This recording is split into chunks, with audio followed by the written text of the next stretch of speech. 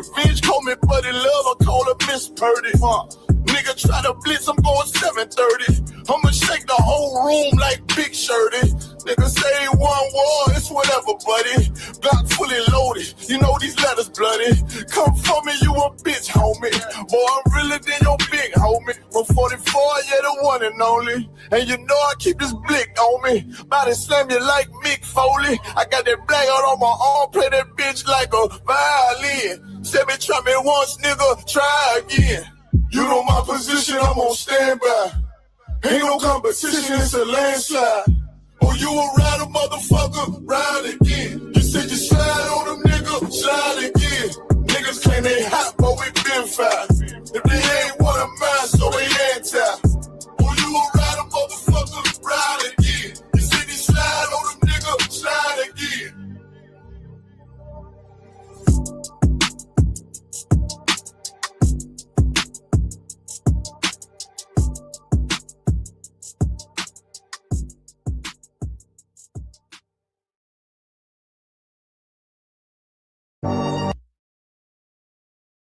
Ooh, 27 Club. All right, gang, let's really nail it this time. Here we go. A 1, a 2, a 1, 2, 3, 4. Been in this shit for some years, I ain't never left. Nigga try to save his life like he's scared of death. I got Hellstar on my body, bitch, I'm heaven sent. Hey, this UP can't nothing, we on fellowship. Been in this shit for some years, I ain't never left. Nigga try to save his life like he's scared of death. I got Hellstar on my body, bitch, I'm heaven sent. Hey, this UP can't nothing, we on fellowship. Florida Lee on my top, this a Saints hat. This the third can't be been in here, J-Cat. Nigga tryna steal the sauce, yeah, I hate that. But I ain't make the rules, I can't change that. New bottle, new wine, yeah, I can't crack. Look, flag on the play, they grabbing face masks. Niggas always saving hoes where your cape at. The only killer that you know without no face tag. Hell yeah, my bitch bad, Proverbs 31. Yeah, this is not a drill, I be 30'd up. Yeah, about to crack the sky, you better hurry up. It's all bad when you see us hang that jersey up. It's mad brick, I got the blick with my cover on. He a fed, he a op, got his cover blown. Look, I'm really outside without no scully on. It's one West, bitch, I'm on with my brothers on. He got ranked, then he left, he broke another oath. I got the plate, we about to take another zone. They was sleeping on the team, now they comatose. Left his brother out to dry, I guess he wanna fall. Put the oil on his head, that's another soul. I try to tell him we a pro, don't do this shit at home. She unhappy, left her man, she a 304. He try to justify that shit, he broke the penal code. Been in this shit for some years, I ain't never left. Nigga try to save his life like he's scared of death. I got Hellstar on my body, bitch, I'm heaven sent. Hey, this UP can't nothing, we on fellowship. Been in this shit for some years, I ain't never left. Nigga try to save his life like he's scared of death. I got Hellstar on my body, bitch, I'm heaven sent. Hey, this UP can't nothing, we on fellowship. Gotta watch these niggas, they be cointel. LeBron ain't never killed nobody, but I know he will. It's on me, yeah, where I go, yeah, that's the holy seal. My niggas itching when it's up, you better not touch a chair. Ooh, I'm with the extra, that's on the back. He ain't loyal to his brothers, how you follow that? She either working with her hands or she off her bag. Broke bitches, yeah, they done that give me a heart attack. You see the banner, but my head, I'm a part of that. These niggas cowards, pussies, we don't want no parts in that. They let our warrior out of prison, he ain't going back. And don't be speaking on the truth, cause we with all of that. Look, before they started dissing, they was fans first. You will never catch me digging in no man purse. Really put my brick in, that's why my hands hurt. And don't be speaking bullshit, that make my head hurt. Look, I done burn my fingers from the Michael Drake. For the brotherhood, I done threw my life away. I never see them, tell them come out from their hiding place. We can't do it, we told them we gon' find a way. They'd rather march 1,000 deep, we rather feed the people. They wouldn't put on all black, now he reading Hebrew. UPK the standard if you speak on Hebrew. Don't think they solid, get with them niggas just gon' leave you. Been in this shit for some years, I ain't never left. Nigga try to save his life like he's scared of death. I got Hellstar on my body, bitch, I'm heaven sent. Hey, this UPK ain't nothing, we on fellowship. Been in this shit for some years, I ain't never left. Nigga try to save his life like he's scared of death. I got Hellstar on my body, bitch, I'm heaven sent. Hey, this UPK ain't nothing, we on fellowship.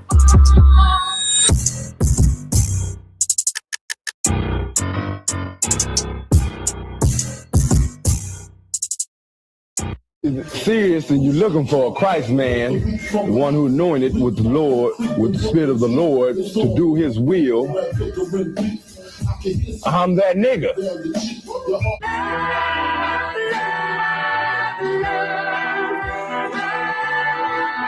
One West, 125th Street. Look, y'all put y'all faith in presidents like they gon' change this country.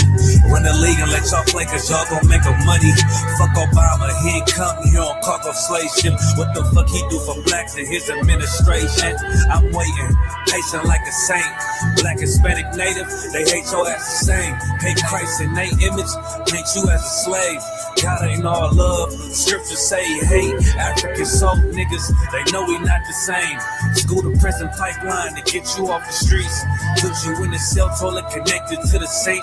Molested as a kid, she prostituted as a teen. The byproduct of Martin Luther King dream.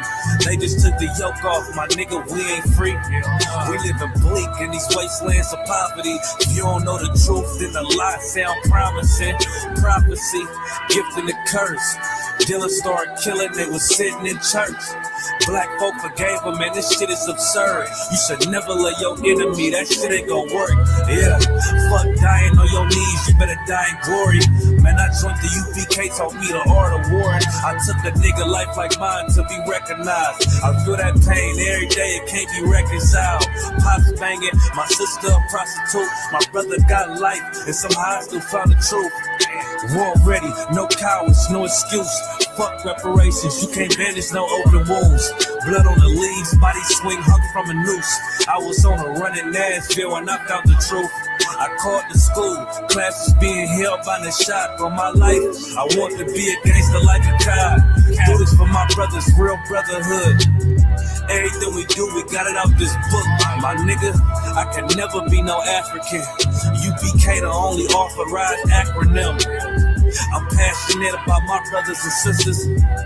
We in hell, I ain't got nothing against them. That's another religion. If it ain't under your honor, ain't he murdered by them and got a hug from your honor. That's the way out for a coward in my observation. They don't fear the Lord, they indoctrinated. Wolves in sheep clothing, Joe Osteen. Real priests bringing back black royalty. One West on my headpiece, ranking order. Can't let them trick me off the streets, I gotta raise my daughter. I got brothers at the border ducking ICE agents. I got the name change, it was life changing. My family thought it was a game. Put on all black, they said I was going through a phase. It's more of us in jail than it was slaves. Chose by the Lord, we could never be the same. Soon as they born, the wicked go astray. They left the truth, they wasn't with us anyway. Niggas weak, they just saying anything to be truthful. We don't want no cowards anyway. Look, coronavirus, that's a plague. You don't get too much sleep when you waking up the dead. First camp, I cut off all my dreads. I took an oath when that oil hit my head. Niggas capping like they lids. I'm a priest, I never stick no fork in no pig. I was dead till I found out how to live. This brotherhood taught me how to be a man. I came back to my roots, I had to dig. A couple gaps I had to bridge. I got a rib, I'm married to this work.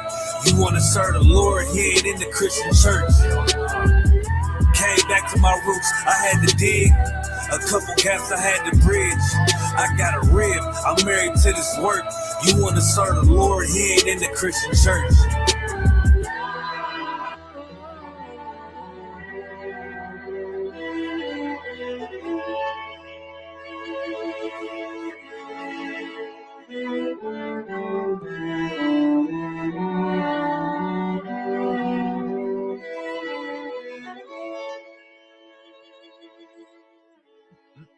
All right, let's clap it up. Clap it up for class. We are live. Welcome to Thursday's Israelite School of Universal Practical Knowledge Breakdown. I'm Captain Tazaryak holding it down for General Hyman. I cannot come up here and say the university side. That's not my gift yet. Not yet. I'm working on it though. But for my Latino brothers, what is it? Buenos noches. Right? That good evening. Thank you. Of course, if you got any questions, any comments, you can always ask them. We'll definitely take all your questions, solve all your problems, so you won't have to suffer from Black Hebrew Israelite fatigue out there in the world. Y'all may not know what I'm talking about. I'll explain later. So whatever topics y'all have or whatever questions y'all got, now is the time to ask them. Do we have any zones here yet? We do. We got South Carolina here with us. Let's give it up for South Carolina. Hearing a lot of good things about South. You know what? I'm hearing a lot of good things about both Carolinas. When I do my live streams, a lot of Carolinas call, Georgia and California and some of the Midwest. So big up to them. Who else we got? We got you might want to slide the mic this way. Like the whole stands inside. It's kind of like oh, it's blocking my view. You want to see me? They know what I look like. They want to see. People want to see. Yeah, they know what I'm looking. We got Dallas here with us. Big up to Dallas. Clap it up for Dallas. Who else we got? We got Atlanta with us. Big up to Atlanta. Okay. I need to come back to Atlanta soon. Y'all see Tommy was talking about TNT. I might come down there to do a show with Tommy down there. We'll see what's happening. Any other zones? No, there'll be a few more joining us shortly. Mm-hmm. So again, for the ones in the zones, if y'all got any questions, of course, just let me know at any time, and we'll definitely answer your questions. I always start off with questions in the room before we go online. So is there any questions in the room? Young man.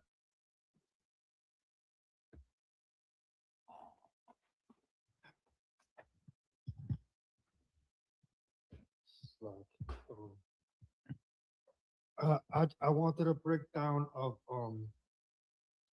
Matthew chapter 22, verse 21. Okay. It says, Matthew chapter 22, verse 21. They say unto him, Caesar. Then saith he unto them, render therefore unto Caesar the things which are. You got to read a couple of verses above so you could get why he's asking the question. You said Matthew 22 and 21, you said? Somebody's asking if you got Zelle so they can donate. Yeah, hey, Shmawala, can you go outside? That coffee's out there. Oh, hold on one second, yeah. Hello? Yeah, you coming outside right now. I think. Should we? Yeah, give my number. Should we let the people know why you had to pause for a moment? Nope. But you can get my number for the Zelle. My phone number is fine. So now start at verse 22.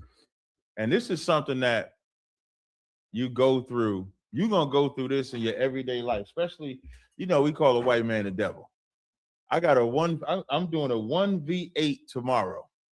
You know what the subject is? Is the white man the devil? So it's gonna be subject. 8 white people. I'm assuming 8 white people that's gonna try to convince or try to challenge me on the white man not being the devil. Now, them Genesis niggas might be in there. They some good stepping, fetching, coon ass niggas. They might be a part of the black people that's gonna try to convince me that the white man ain't the devil. Now, when you become an Israelite and you're saying the white man is the devil, what do you think is the things that they say on this subject? This is them asking him, should he pay taxes to Caesar? How would that translate to today? You a Hebrew Israelite, you're an Israelite. How, you was gonna say something? Yeah, I was gonna say that he's God and he deserves all of them. That's true, but this question that they're asking him. So read, start at verse. I want you to start at verse 15. Matthew chapter 22, verse 15. Whew. Then went the Pharisees and took counsel how they might entangle him in his talk. Verse 16, how they might what? Entangle him with his talk, right? Every battle you get in with anybody that's not in the ISUBK, every conversation you get in with anybody not in the ISUBK, you better analyze it. You can get it's easy to get seduced. Now, does that mean every conversation you had is an angle? No, it doesn't. But if your antennas is not up to discern whether it's an angle or not, you'll fall for it. So as the Pharisees is coming to him, they're coming to entangle him. They're not going to talk. Now, an entanglement doesn't mean they want you to know they're trying to entangle you, but that's their agenda. So they might talk to you nice. They might talk to you cool. They might talk to you calm, could be aggressive. But the point that they're coming to talk to him is to entangle him. And go ahead, keep reading. Verse 16, and they sent out unto him their disciples with the Herodians, saying, Master, we know that thou art true and teachest. Now, what the first thing they said? Now remember, they coming to entangle him. But what did they just say? Master. They called this man master. Now, do they think he's a master? That's why don't let compliments fool you. I was on the Car Chronicles yesterday. Tommy Sotomayor said, how do you not get seduced by these women's voices? Because there was a woman on there. Now, thank the Lord, she ended up being a white woman, but I didn't fall for the trap either way. But she sounded sweet on the phone to Tommy anyway. And so Tommy, he's on the phone with me. He was like, Cap, you got to tell me how you do it, man, because, you know, that sweet, soft voice, man, I might just be nice just because of the voice. So you can't be seduced by a voice. You can't be seduced by a title. These are men, the Pharisees, that want to entangle him. Why they calling him master? To relax him, to let his antennas down. You call somebody hey, what's up, king? That's why I hate that king shit. I hate that king shit. That queen. You sisters that fall for the queen. That's why y'all all up in coats and end up out of town, butt naked on the damn farm, shitting in the grass. Because he called you queen. Queen, don't watch. I watched that Young Pharaoh thing. That woman, I'm not Young Pharaoh. That Nature Boy thing told them, don't wash with water. This bitch was buying Fiji water to shower with. Because Nature Boy told her don't wash with water. But Fiji is water. But when you say compliments like master, like king, like queen, like this, and all this other old shit, don't fall for that. Keep reading. Master, we know that thou art true and teachest the way of God in truth. Whew, they laying it on. Good. Neither carest thou for any man. Now, when you read it, you read it like that. But when they say, man, we know you, hey, master, we know you true. You teaching the way of the Lord, and you don't care for none of these niggas out here. You don't care for no man. It don't matter the white man, the black man. You don't care about nobody. That's how they're talking to him. Keep reading. For thou regardest not the person of men. Because you ain't got respect to persons. Go ahead. Verse 17. Tell us therefore, what thinkest thou? So we want to know what. Let me drop this on you real quick. Let me drop this drink on you real quick. Go ahead. Is it lawful to give tribute unto Caesar or not? So now, the question that they're asking him is the question they ask all of you Israelites that say the white man is the devil. Well, what do you do in America? What do you do? You do pay taxes, but they're not going to use taxes. But what do you do? But you're correct. What do you do in America? No, nobody better not be saluting the flag. I don't know. We don't salute the flag in the air, sis. We don't salute no flag. Young man in the back. Now follow after wait. Right on the subject of taxes. How are you able to pay taxes? You have to have a job. So you all have a job. Y'all haven't been through. How you calling white man the devil, but you working for the white man? You all gonna go, why you got a job? You got a 9 to 5, but the white man is the devil. It's so stupid because you have to have a way of life. And what always bugs me out is they never say that to the white people that storm capitals, that argue and fight against Republicans, the Democrats. Their rallies are violent. They preach violence. That's what they're about. So now they can talk about this system and oppression, but we can't. That's how they're treating Christ when they ask him that question. And the whole goal is to trap him, because back then, if you didn't pay taxes and publicly said you're not paying taxes, that's a death penalty offense. That's why they asking him. So they asking him, is it lawful to give tribute unto Caesar or not? Now, this is how cold Christ was. Read the next verse. Verse 18. But Jesus perceived their wickedness. Yeah, he wasn't impressed. Christ wasn't impressed by their words and smooth words and so-called honest question. Keep going. And said, why tempt ye me, ye hypocrites? Verse 19. shew me the tribute money. And they unto him a penny. Verse 20, and he said unto them, whose is this image and superscription? Verse 21, they say unto him, Caesar's. They say unto him, who? Caesar's. So this is Caesar's money. This is Caesar's law. Is it unlawful in the Bible to pay taxes? So why are they even asking him the question?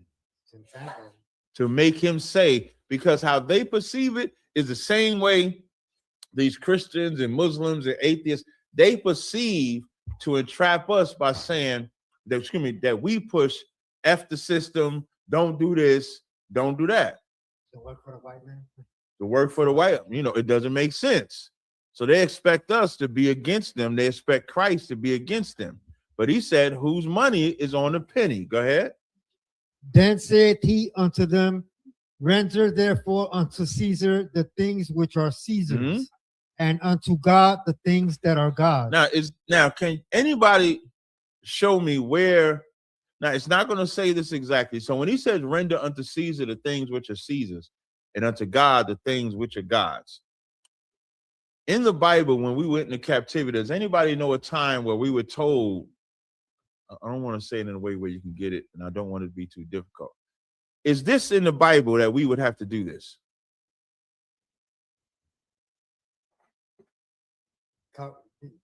With tithes? No, just render. He said, render unto Caesar what is Caesar's, and render unto God what is God's. So what that means is, I'm sorry, read the next verse, because that your verse is on 22, right? 21. 21. Okay, so you want to understand what does it mean to render unto Caesar what is Caesar's? Very simple. In America, you pay taxes, right? Would we tell you not to pay taxes? In America, you have to obey the speed limit. Would we tell you to break the speed limit? In America, you can't unalive, you can't sell drugs, would we tell you not to do that? That's rendering unto Caesar what is Caesar's. Is it only talking about Good. No, I was gonna say, is it only talking about money or like Trump? Their question is on $250 bill with his face on it. Their question is only about the taxes. I'm expanding so you can understand what render unto Caesar means. There's laws in this system that we will not break. Would we allow two men to marry? No. We would not do that, because now we're rendering unto God what is God's.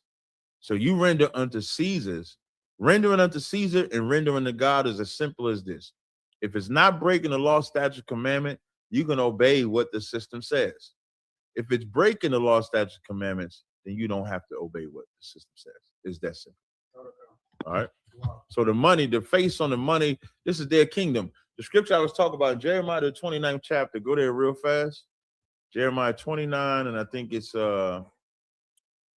verse 4, I believe. Yeah, Jeremiah 29 and 4. And you're going to read 4, and then we're going to jump to 7 in case we got questions. But whoever has it can read it. Can I read it? Yeah, do you have it?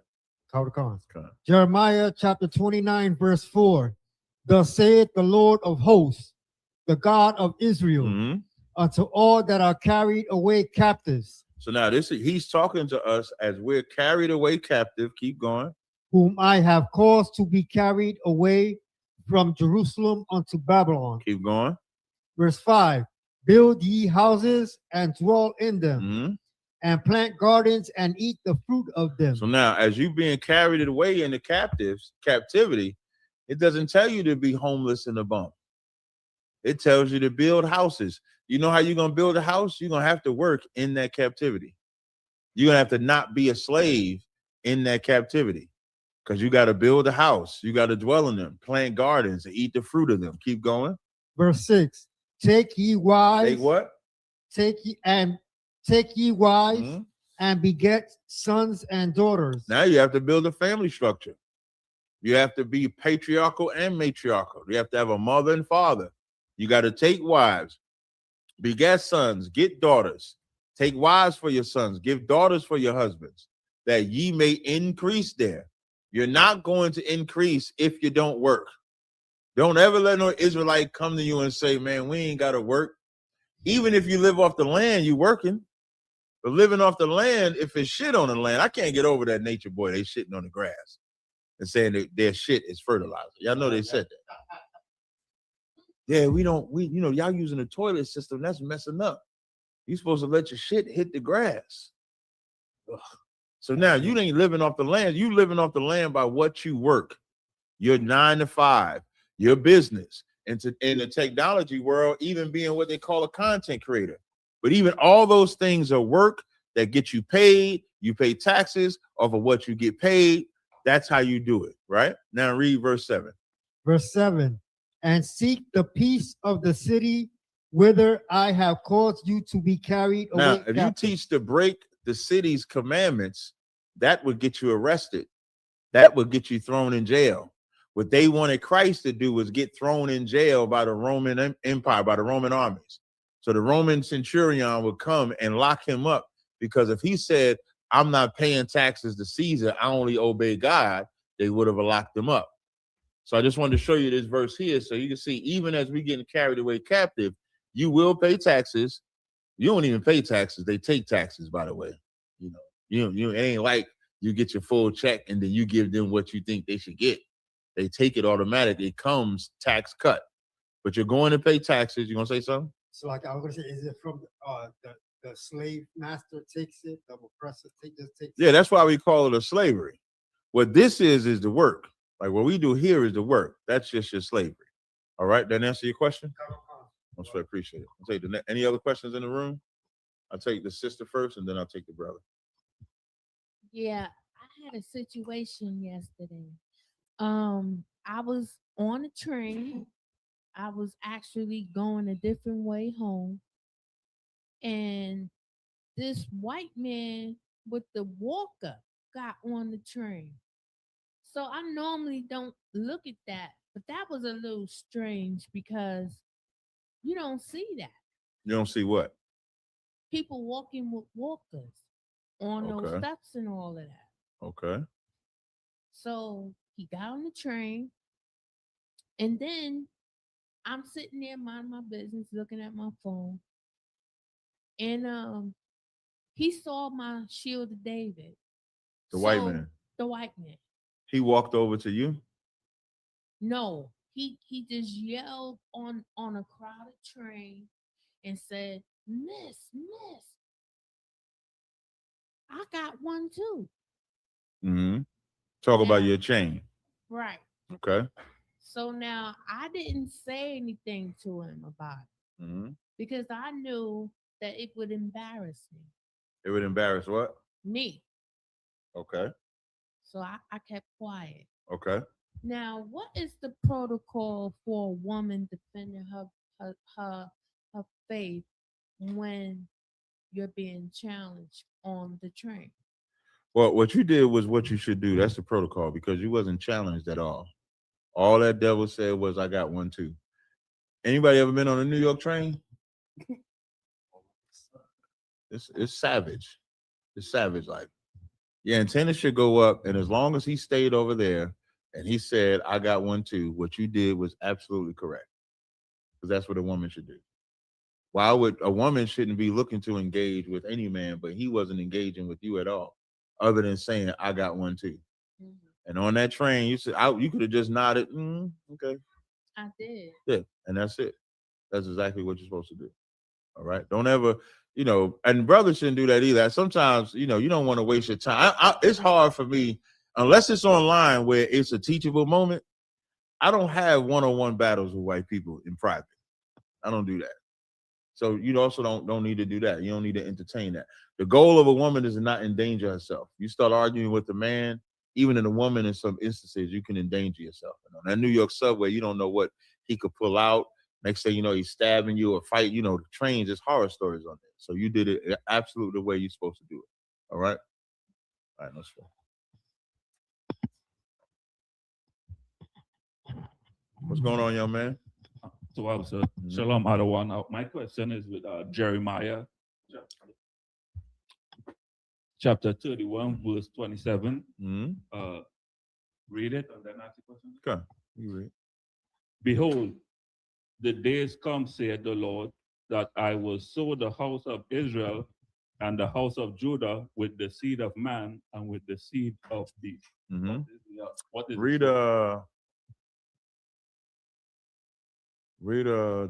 keep reading it.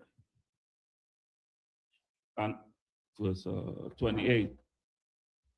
And it shall come to pass that like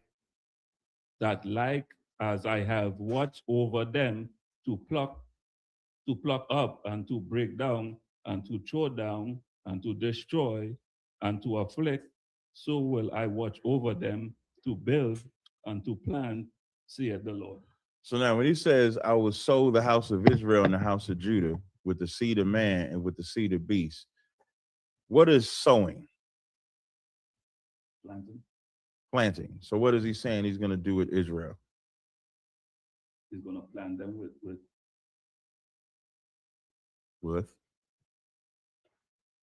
He's going to plant them with the seed of man and the seed of beast.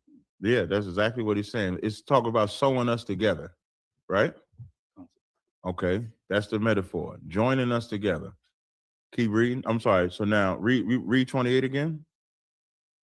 And it shall come to pass that like as I have watched over them to pluck up and to break down and to throw down and to destroy and to afflict, so will I watch over them to build and to plant, saith the Lord. Now, why is he saying in verse 28, and it shall come to pass that like as I watched over them to pluck up and to break down and to throw down and destroy and to afflict, so will I watch over them to build, to plant, saith the Lord. Now, what do you think a Christian thinks of this verse?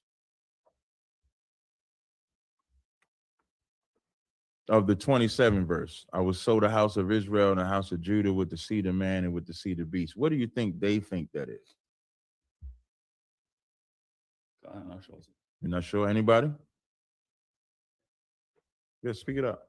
Everyone could be saved. That we're all going to be joined together. That's how they interpret it. Where is Israel outside of the house of Israel and the house of Judah?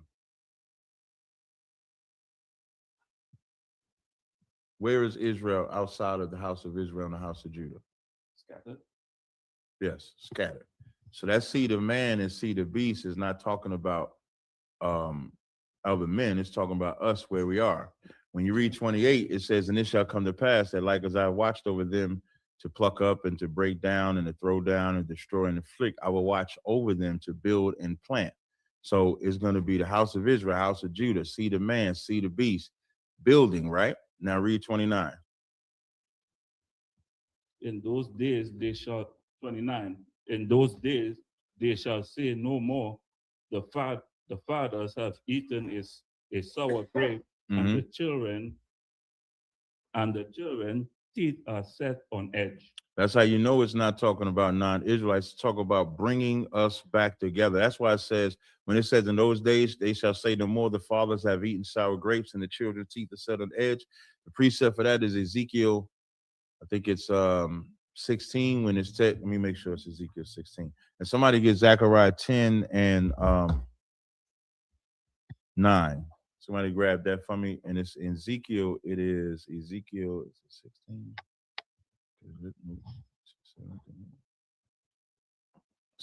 Grab this one, Ezekiel. That is a sour grape.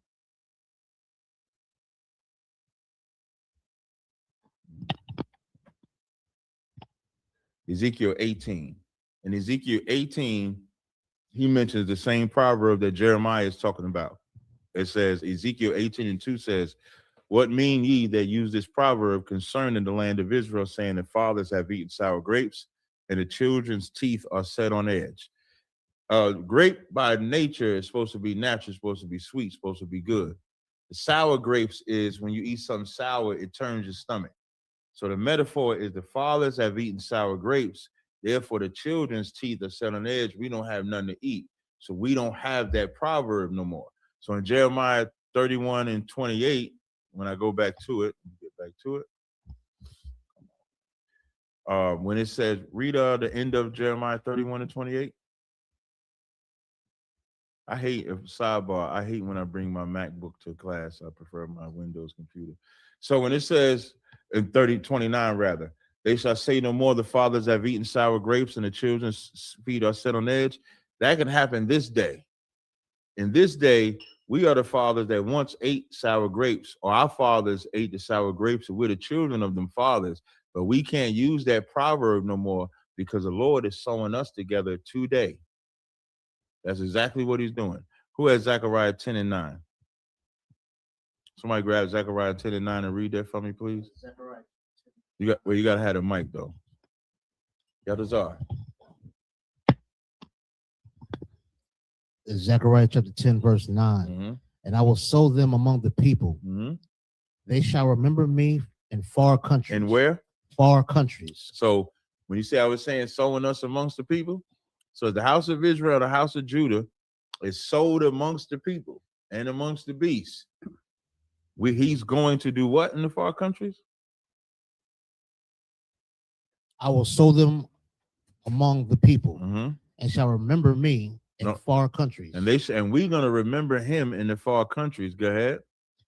And they shall live with their children and turn again. Now go back to Jeremiah 31. So now you understand 27. Do we need to go further down, or do you understand now? Okay, no. All right. I'll take any other questions in the room? All right, I'll take the questions online. I show y'all. Come on. Atlanta has a question. Come on, Atlanta. What you got? Yo, shalom, sir, shalom. So, Lakia, sir, if I could, I got two questions. One is in Malachi chapter 2 and verse 14. The wife in this precept, is this talking about the truth? Is that the wife of your youth? The wife of thy covenant. Read it. Yeah, that's the wife of the youth. Yeah, good. Come on, sir. It says, yet ye say, wherefore? Because the Lord hath witness between thee and the wife of thy youth, against whom thou hast dealt treacherously. Yet is she thy companion and the wife of thy covenant. Now, this is talk about us profaning the covenant. So the wife is the truth. That's why it says the wife of that covenant. To be more specific, that wife, you can say that wife is the law. Because what does it say? It says we have dealt treacherously with that wife, right? Come on. How have we dealt treacherously with it? What? By breaking it. By breaking the commandments. That's how we dealt treacherously with it. That's also a precept for who can blow my mind, as General Hyman would say. This wife of thy youth is a precept for. Come on, man. Y'all have this. No. No. That's the cheat code. He know every scripture in the Bible. Y'all don't know Shema. I don't know every scripture in the Bible. Y'all just are?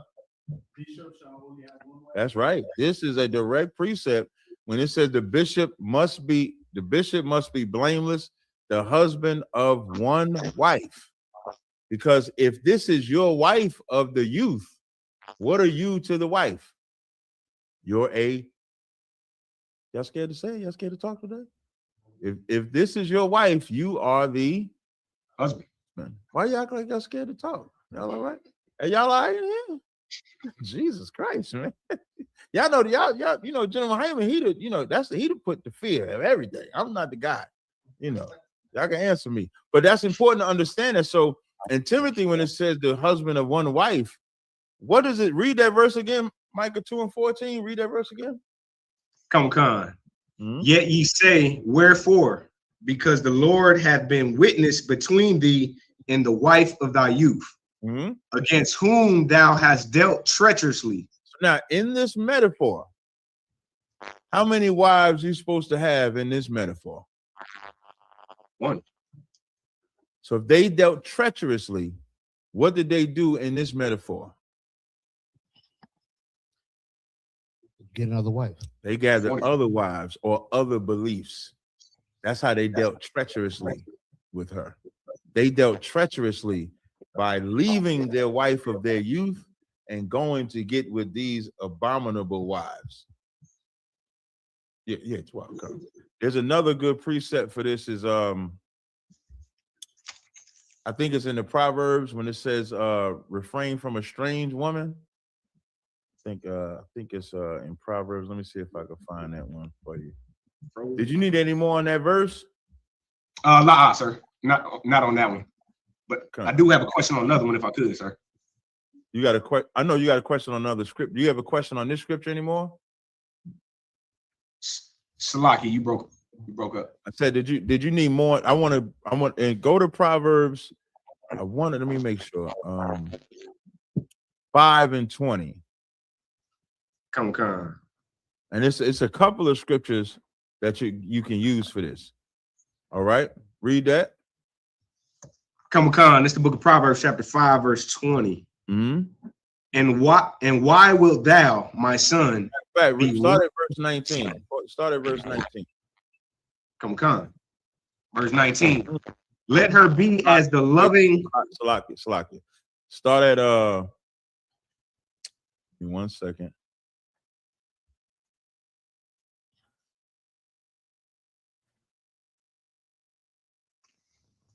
Read verse 18. This is going to tell you directly. This is directly what you can use for the bishop and the understanding of the wife of thy youth. Read 5 and start at Proverbs 5 and 18. Come on, verse 18. Let thy fountain be blessed, and rejoice with the wife of thy youth. See, it's using that same phrasing, right? Come on. Verse 19. Let her be as the loving hind in pleasant roe.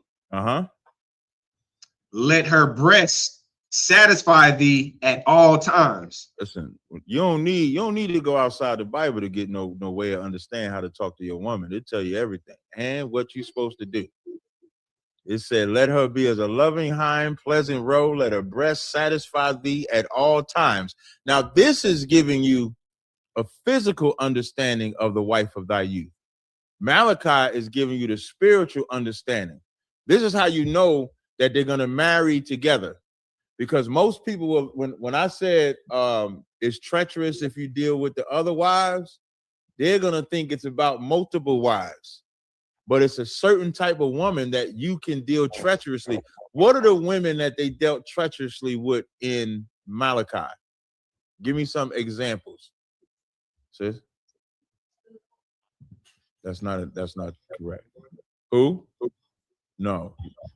Yeah, Yaduzar? Is it more than one mic? Keep on. Is it? Yeah.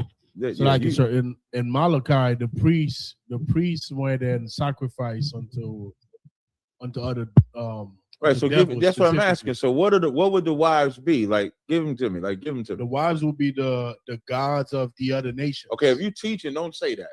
That's true. You're not wrong.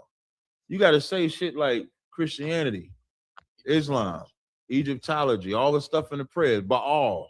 So back then, the other wives, and the reason why that's important in the metaphor is to understand in the spirit what is being said in the flesh. What we're reading in Proverbs, you can look at that as the flesh. What we're reading in Malachi is in the spirit. Both of them are saying the same exact thing, because in Malachi, it is a sin to get with other nations' gods, right? Keep that in your head. Keep reading Proverbs, brother. Come on. And be thou ravished always with her love. Man, let that sizzle in your spirit. Be ravished always with her love. Go ahead. Verse 20. And why wilt thou, my son, be ravished with a strange woman? Now, what's a strange woman? What is a strange woman? Christianity. Well, no. This is the flesh. What is a strange woman? No. Boy, don't ever say that publicly. What is a strange woman? I'm glad you wasn't on mic. I'm glad he did not have the mic when he said that right there. What is a strange woman? There you go. A white woman. Y'all gotta stop talking. You don't have to say woman of another nation in here. and you want to get in the habit of saying a white woman, an African, a Chinese, talk like you're going to talk in the street. That's how you want to talk. Don't talk like you think what I want to hear. What I want to hear is how, like if you say one of another nation, you say that to a nigga in the world, he ain't gonna understand it. He gonna say we all one nation, so I'm good. Got to be specific. So when you talking, when you're answering, you want to get in the habit. It's like any type of training. If you're in the gym, if you trying to master chess, if you're trying to master computers, you're gonna talk in that language so you can do it in real time. So in this real time, the spirits in Malachi 2, Baal, Egyptology, Christianity, that's the wives that's how we dealt treacherously with the wife of our youth. In Proverbs, that you got you an Israelite woman, instead of being ravished by her, you go get ravished by some stinking African or some ugly white woman that don't even wash her feet. I saw an argument they on the news talk about they don't wash their feet. They don't wash their legs. They just let the water run down in the shower, and the water running down is cleaning their legs. I saw a whole scientific breakdown where two Edomites tried to say they don't need to do that and broke down the whole science on why they didn't believe they needed to wash their legs. That's a strange thing, man. You got, I don't know, sisters, they in the shower about 25 minutes. A sister don't take a short shower. They don't. I ain't never seen a sister get in the shower and hop right out yet. I ain't never seen it. So that's what the strange woman is. So you understand that? Come on, sir. The water, sir. You said you had a second question too, right?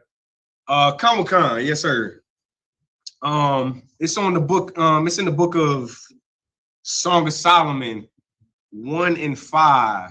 Salaki, sir, if I may. I heard this battle, and someone explained this, and like when I kind of read it, they said that this actually was a description of Solomon's wives. And they followed up with the rebuttal that Solomon's actual his actual description was in 5 and 10. How would you battle that? You said the actual description was what? They said it was in Song of Solomon verse 5 and 10. But when I read what does Song of Solomon 5 and 10 say? Come on. The book of Song of Solomon, chapter 5 and verse 10. My beloved is white and ruddy, the chiefest among 10,000. So now what were they saying about Solomon? Right here? Yeah, who was you battling on a white person? It was a white boy. So what do you think he's saying Solomon is? This is his countenance. This is like his No, I'm not no. That's not what I'm asking. He brought you to this verse to say what about Solomon? That he's white, or that he's red? Because it says white and ruddy, right? Come on. Yeah, that white man's stupid. So when Song of Solomon, y'all know Solomon itself is a duet. So it could be a verse where Solomon is speaking, a verse where the woman is speaking. That's the whole Solomon. It's poetry between Solomon and his wives. The reason why that white man wants you to go to Song of Solomon 5 and 10 is why? Why? To prove that he's trying to say he's not black. Right. That's his point. He don't give a damn about Song of Solomon 1 and 5 at all, because he read Song of Solomon 5 and 10, and because it says white and ruddy, that's what he wants to believe about Solomon. So Song of Solomon 1 and 5 is Solomon speaking of himself. And then his wife comes and then she speaks of herself. It's a duet between them two. That's as simple as it could be. You can even get in the book, Nature Knows No Color Line.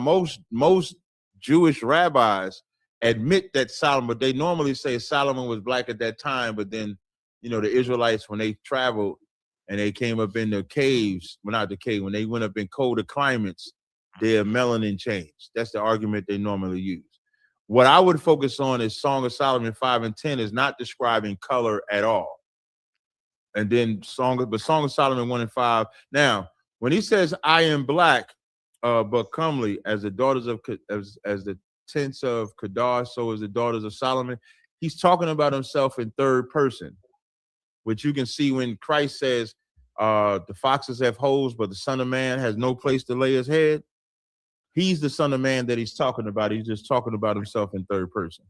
But that is absolutely Solomon saying he's black but comely. Come on. The water, sir. Hey, no sweat. Any other questions? Sir, that was it. The water, sir. Appreciate it. Sir. Next. Norfolk, Virginia got a question. What's like? We got one question. What's up about?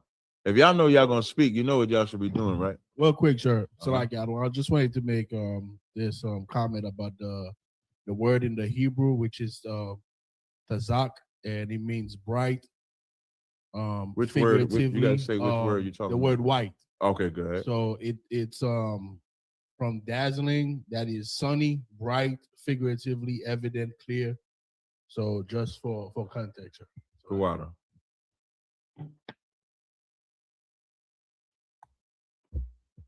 Norfolk, Virginia's on the screen. So. What's going on, Norfolk? We can't hear you out.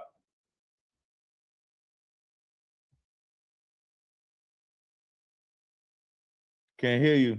Oh, they working it out. You can hear me now, Cap? Yeah, I can hear you now, Rock. All right, shalom, Yahweh Shpatah. What's going on, Cap? What's going on, brother?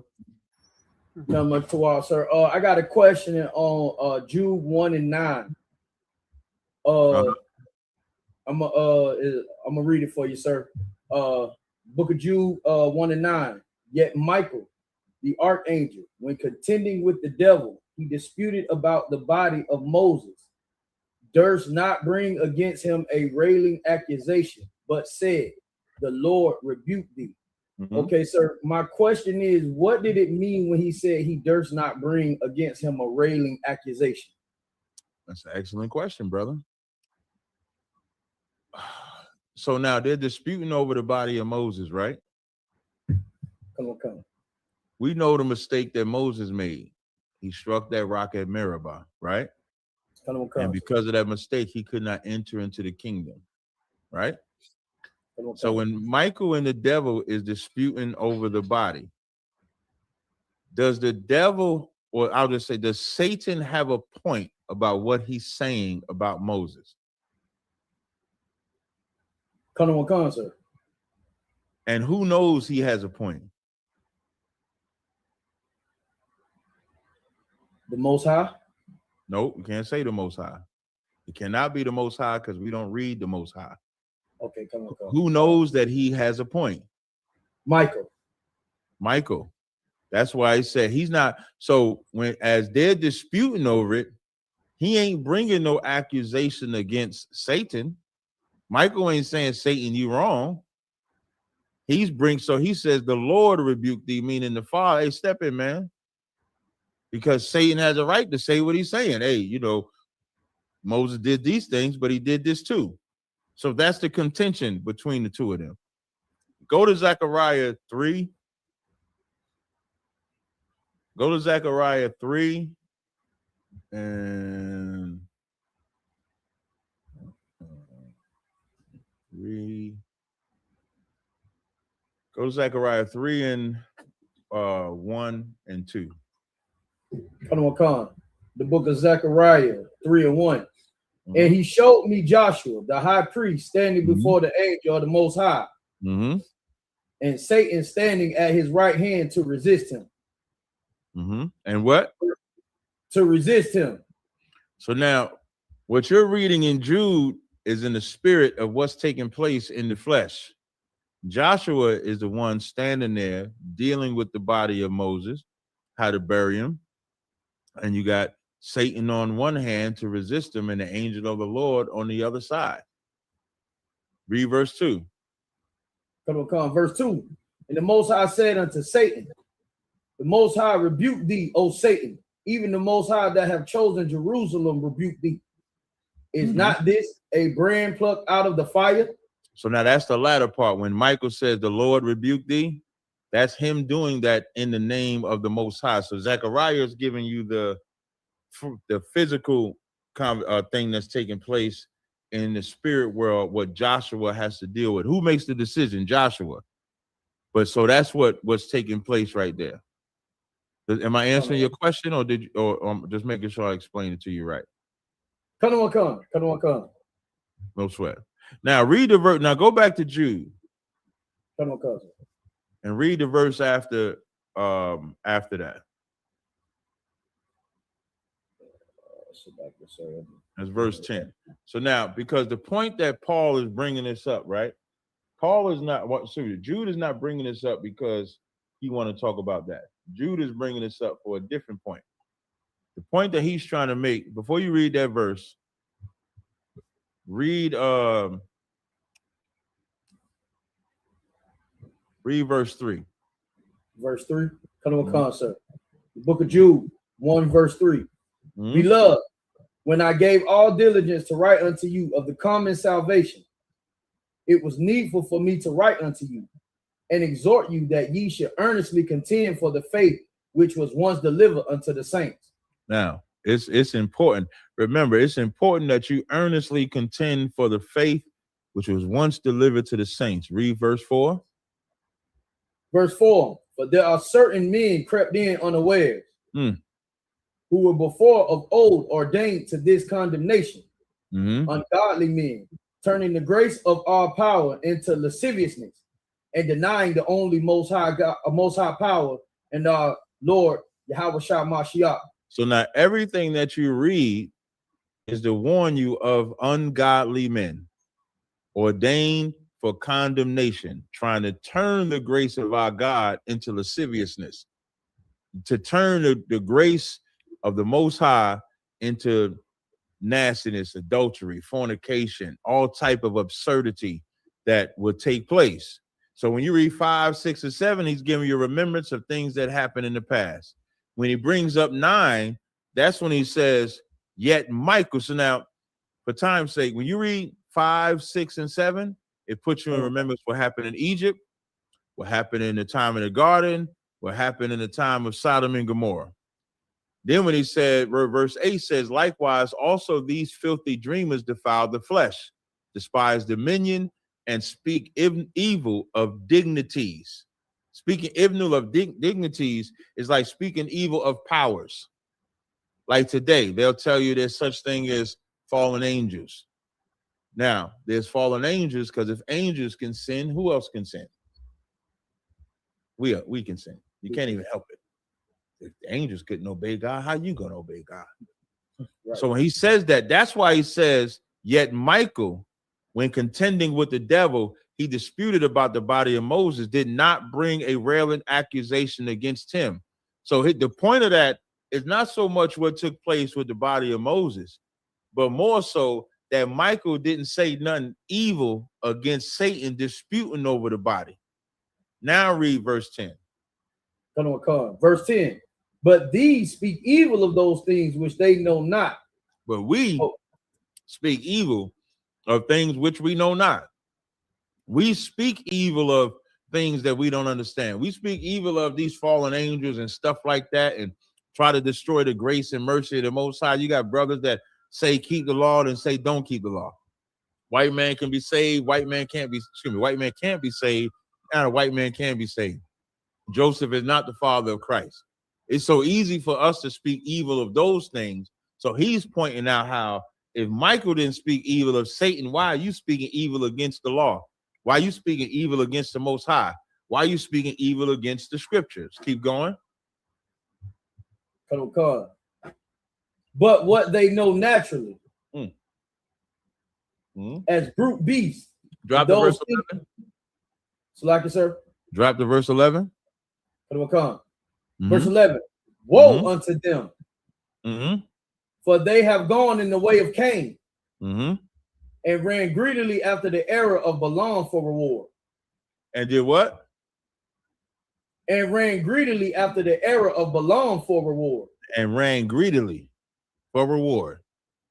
The men and women that you see that turn you away from the truth, whether it's Islam, Christianity, fake Israelite groups, whatever it is, they ran greedily for a reward from Baal, or today a reward from the white man. It's that simple. You understand? I don't want concept. The water, sir. Hey, no sweat out. Next. I'm sorry, was that all your questions, brother? Come on, sir. Come on, sir. I appreciate it. No sweat. All right. Next. Yeah, we got a couple of super chats. Okay. Get those real quick. Mm-hmm. Jim's 93 sent $9.99 and asked, can you break down Romans 11:24?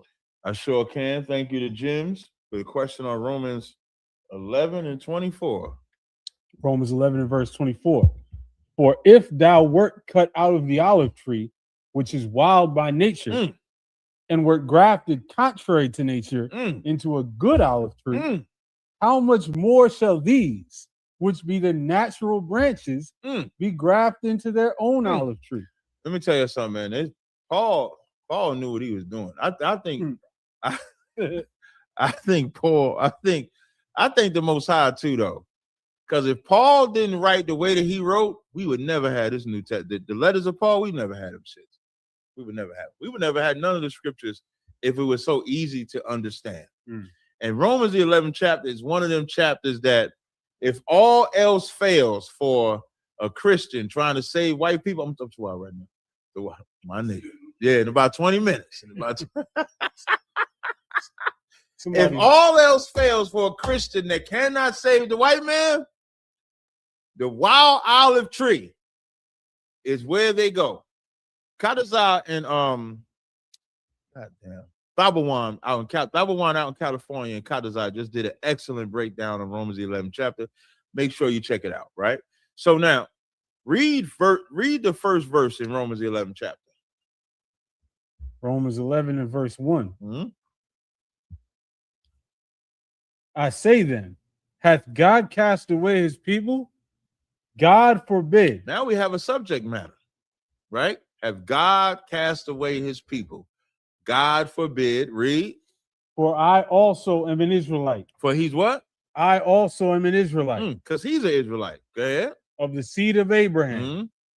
Of the tribe of Benjamin. He knew his tribe. Now read 26. Verse 26. And so all Israel shall be saved. So now we got the first verse. You got the olive tree in the middle. And then the summation of it is what? What does it say? And so all Israel shall be saved. As it is written, there shall come out of Zion the deliverer, and shall turn away ungodliness from Jacob. Read the next one more verse. For this is my covenant unto them. Covenant unto who? Unto them. Unto who? Unto them. So now, if you don't understand the wild olive tree, if it's too grafted in contrary to nature, the root and the fatness and Gentiles and all, if you don't understand nothing at all, you know that the subject is, had God cast away his people, God forbid, and the summation is, so all Israel shall be saved as it is written. So if this was about bringing all nations together, it wouldn't be no mention to say all Israel shall be saved. It would say so everybody would be saved, right? That's important to understand that. So before you read 11 and 24, to show y'all how the tree got wild, and y'all make sure y'all put these in your notes, because this would be a very quick cut, right? Go to Jeremiah, the 11th chapter. Let's see how the tree got wild. Go to Jeremiah, the 11th chapter and the 16th verse.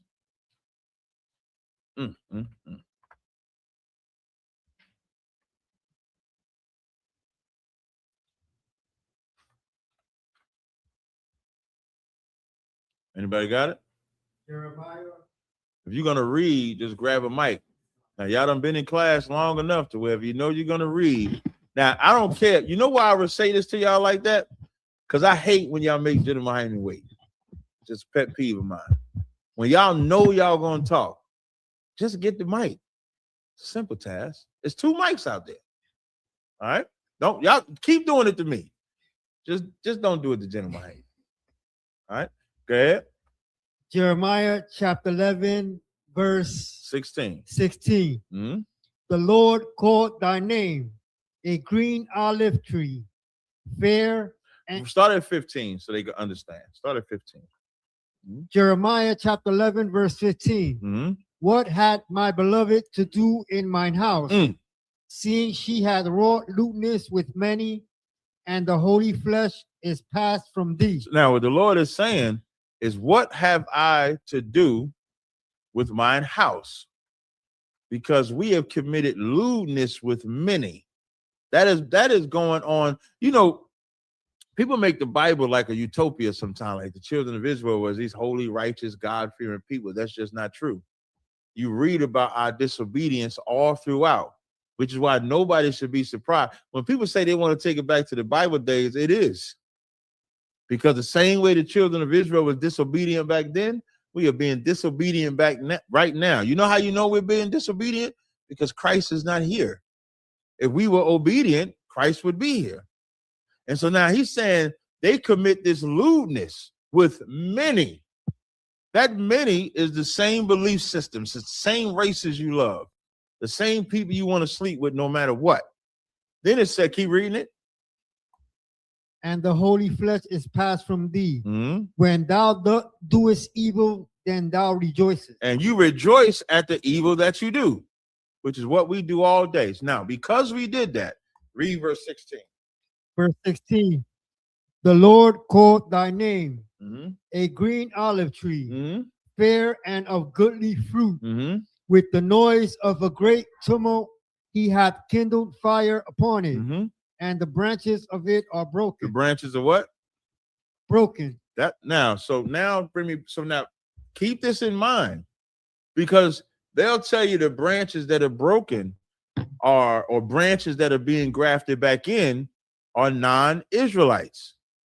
But we're reading in Jeremiah 11 and 16, the branches of Israel are broken off of that tree. Everybody follow me? Now go back to Romans 11, and I want you to read verse Romans 11. He wanted 24. Start at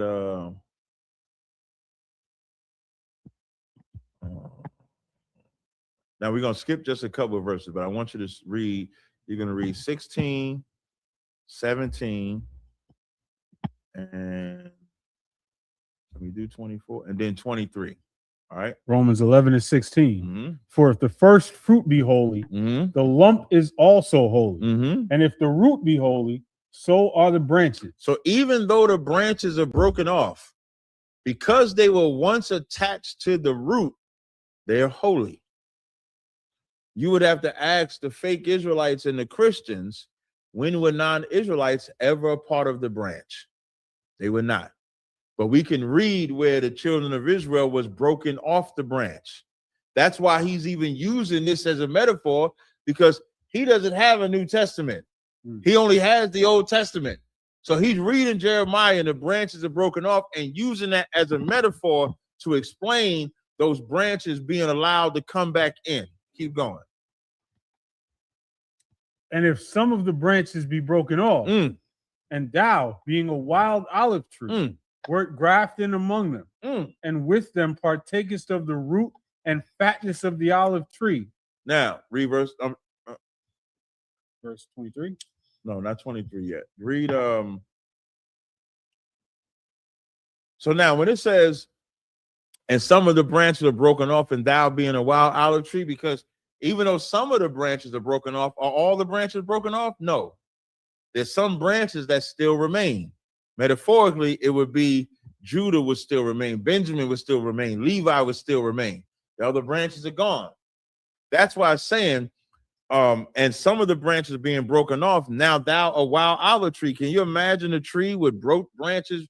You ever seen a tree that started off full? It's broken, now it's burned, so you maybe half the trees, its branches are broken off, and that's an ugly ass tree. That's a wild tree. What you want to say? I want to say, why is it that She got a mic. Israelites want the non-Israelites to be a part of the promise? You ever heard of Stockholm Syndrome? Yeah. You know what Stockholm Syndrome is? Yeah, it's when somebody loves something that they shouldn't, but because they've been traumatized, they end up loving it instead of hating. Look, explain. Look, you're on it. Stockholm Syndrome is like if someone enslaves me in the basement, and all they do is beat me every day. I can't come up, I can't get up, I have no stuff, nothing. Then one day, I do something and they give me a cookie for it. or they give me ice cream for it, or they let me come upstairs and sit for a couple of hours. What I would do to be able to sit up there for a couple of hours all the time, I would save them. When someone would come and say, man, you got to separate from it, I can't separate from it because I'm trained, because I'm disciplined. That's what they know. You know, Stockholm is not even about us. Stockholm is in Germany, I believe. Sweden. Right? Sweden? Stockholm is in Sweden, where a white woman went and robbed banks after she was kidnapped by the kidnappers. And they had her kidnapped so long that she began to take up their fight. Like, make no mistake, Stockholm syndrome is not black, or it's not scientists understanding black people's pain. It's them understanding their pain. And then we just take it and we can apply it to us, because it's only when they feel their pain that we can see ours. So Stockholm syndrome was from a white woman teaming with these bank robbers, and they couldn't understand it. Hence the term Stockholm. That's black people. Black people cannot see a heaven that white people are not there with them, because the white man give them a gift. They're going crazy because I think a pope apologized for slavery. What the fuck is that? Listen, Germany, Japan. What you want to say, something? Go. If I may, so I just saw this just now that the president of Ghana accepted the apology of the Pope when the Hamites were part of the whole thing. Now, Jewish people, Jewish people accepted the apology. They got money. Listen to what I'm saying. Jewish people accepted the apology. They got money. They got land. Japanese got money. Everybody got money when something was done wrong to them. Black people, hey man, I'm sorry. Oh, thank you. And then the further slap in the face is the Hamite. The Hamite. Now I bet you what. Now, how much you want to bet that Hamite got money? Mm-hmm. So how does the nigga from Ghana get to accept the apology for slavery, and then black people get what? What do we get? Nothing. But we won't fight for nothing, because you can't see I was just saying this in my Car Chronicles earlier. When fake Israelites leave their truth, they begin to talk against the Israelites in preference of the white people they once hated. Because you can't escape the love. Like, I should be the only place I know that escaped the love of white people. I don't really know no other place that truly escapes the love. We escape the love of everybody. I don't know if y'all know. Listen, I could say this because I'll be in like other circles with a lot of different people, whether it's Israelite, Christians, atheists, or whatever like that. But I don't give a fuck about none of that. What I mean by that is I can say what I want, because the only voices that matter are the men that outrank me. So if everybody outside of ISUBK was to say, we ain't messing with Tazariak no more, I'm fine with that. That's what this school did. This school created a safe haven to be you, to be an Israelite, keep the law, statute, commandments, and not worry about the affliction or jealousy or envy or rage that comes with it. Outside of here, I don't know a place that has created that has cultivated a culture where we're not trying to bend to the will of no race, no group, no faction. We don't want to kumbaya with nobody. That's the freedom that we have. But to answer your question, sis, black people don't have that freedom. They don't have true freedom. When Christ says, ye shall know the truth and the truth shall make you free, when it means separating from the white man, it's like, I don't know. Because I know little Timmy and little James and little Lily. You telling me they can't make it? When it's not even about Timmy. It's not about Lily. It's just about white people. Because that's what Stockholm syndrome does. Right? So now read verse 20. Read 20. His question was 24. Read 23. Verse 23. And they also, if they abide not still in unbelief, shall be grafted in. For God is able to graft them in again. Now, you see how it says graft them in again? what does that mean? That means they were once already there. So if they were there before, that's how you know it's not talking about non-Israelites. Now read 24, because that's where his question is at. For if thou wert cut out of the olive tree, which is wild by nature, and wert grafted contrary to nature into a good olive tree, how much more shall these, which be the natural branches, be grafted into their own olive Into tree? what? Into their own olive Into tree. what? Into their own olive So tree. this is their tree. Even though they're a branch, it's their tree. So you need 23 and 24 to understand. So 23 let you now. The reason why I broke the whole thing down, because I know what Romans the 11th chapter does to you Christians out there, to you Israelites out there. That's why I went so long with it. If it in the simplest form, verse 23 says he can graft them back in again, which means they was already attached to it. Verse 23 rather.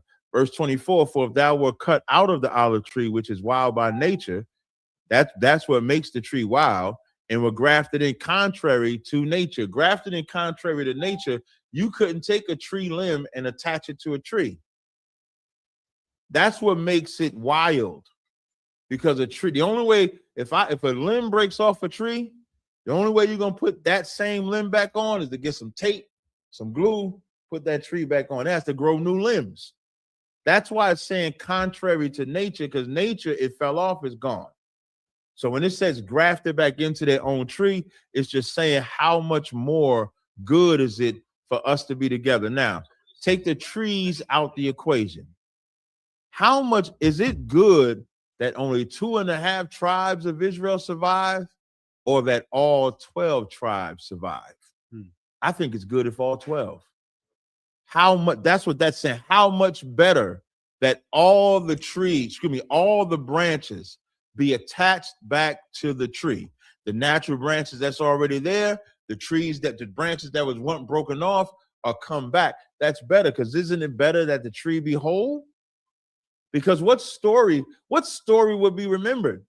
Do you want the story to be remembered that, yeah, it was 12 tribes, man, they bust them down to 2.5? Or do you want the story of, man, it was 12 tribes, man, them brothers fought each other, broke up, but you know what?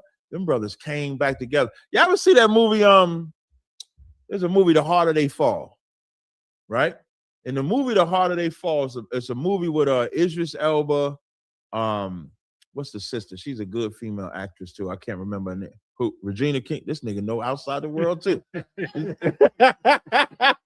So I know everything. Regina King, and it's about it's a Western movie, and it starts off with Idris Elba coming into this family, unaliving the man and unaliving the woman.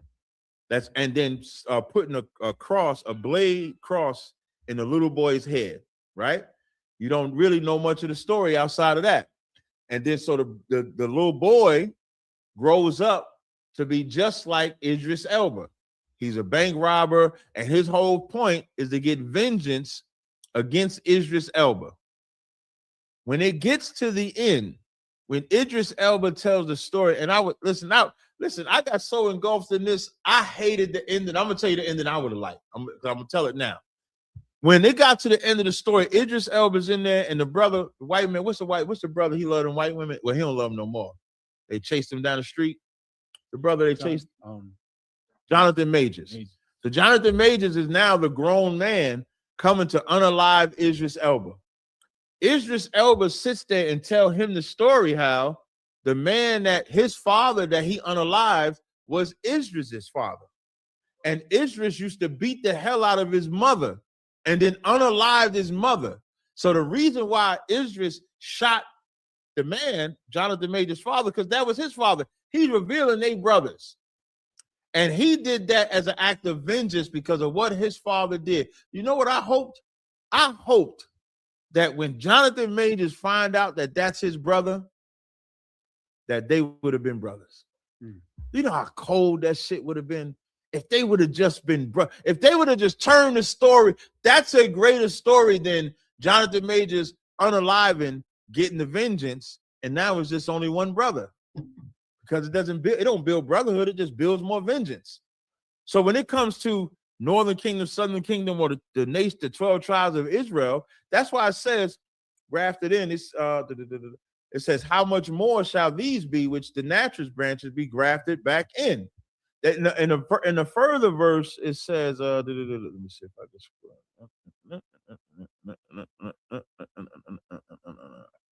I don't see a verse I'm looking for in here, but that's the better story. The better story is for all 12 tribes to come together, and that's what Paul is doing. Paul is showing you how, yes, we fell.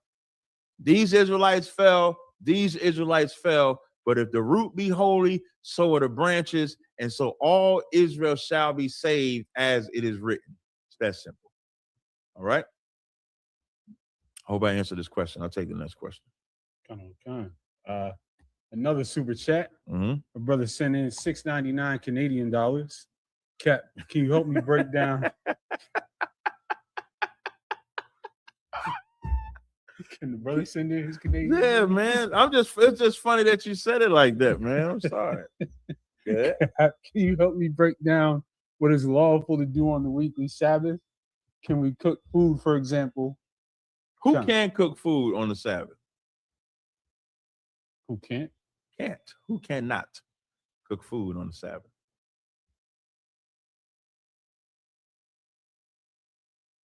Don't nobody know this answer?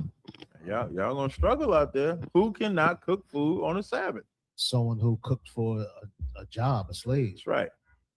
If your slavery is working for the master, he cannot make you cook on the Sabbath. But can the master cook on the Sabbath? Why? No, it's not true. Why can the master cook on the Sabbath? It's a job. That's right, because that's not servile work. Servile work is exactly what it means. What you serve, the master you serve, you don't work for him on that day. Listen, y'all be talking about cooking. If your wife said move that couch, can you move the couch on the Sabbath? Can you pick your baby up on the Sabbath? Not hell no, you can't. Not if it's certain, not the way these niggas treat the Sabbath. You can't cook food. You can't change diapers. Can you make the formula for your baby? When them 2 hours is up, when them 3 hours is up, and baby need that milk, can you make formula on y'all? See, y'all be so stuck on stupid shit with cooking. Can you make formula? Can you change the diaper? If your kid want to run around and play, can you run around and play? Can you sweat?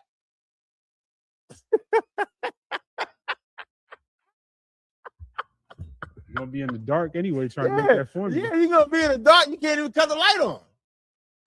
Stop listen, I want y'all to know, for the Israelites that push this that hard, y'all are Judaists. You're not even Torah only followers.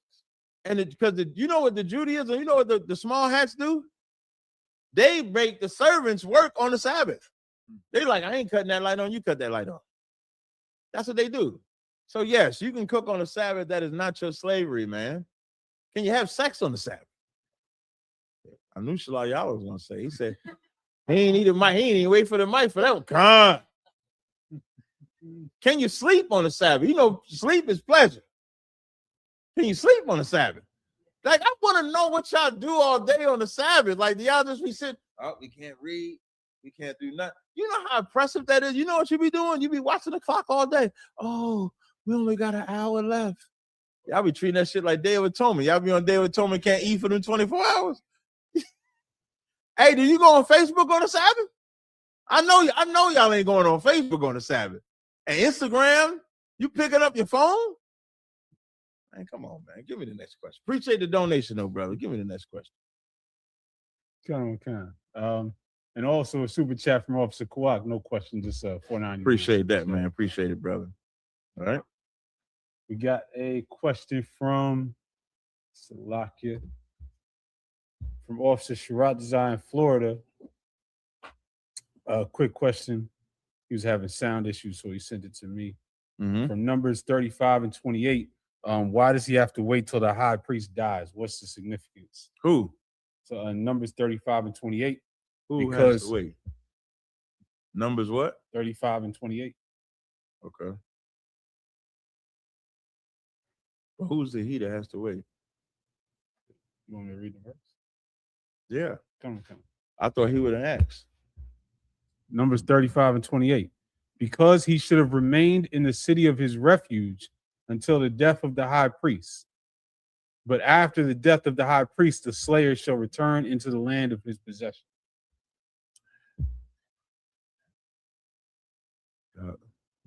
Don't do Jenna Mahimi like this either. You want to ask the question in a better context. You want to say, because the slayer, you got to go up to trying to see where it starts with the slayer. 24. Because this is talking about a city of refuge for accidental unaliving. Read, this is where they get those sanctuary cities from. Go to Numbers 35 and 15. Come. Numbers 35 and 15. Mm-hmm.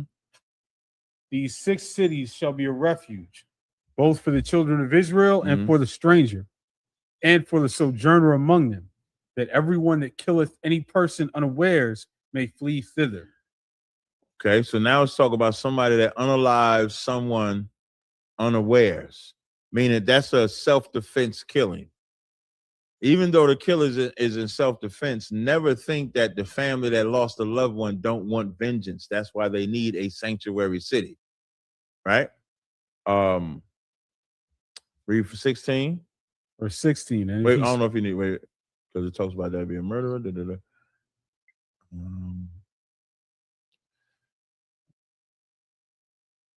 So now when you read 16 through 19, it talks about if he smite him with the instrument of iron, he's a murderer. Smite him with a throwing stone, he's a murderer. Smite him with a weapon, he's a murderer. Revenger of blood of himself. The revenger of blood himself shall slay the murderer. When he meeteth him, he shall slay him. But if he thrust him of hatred or hurl him, wait until he die.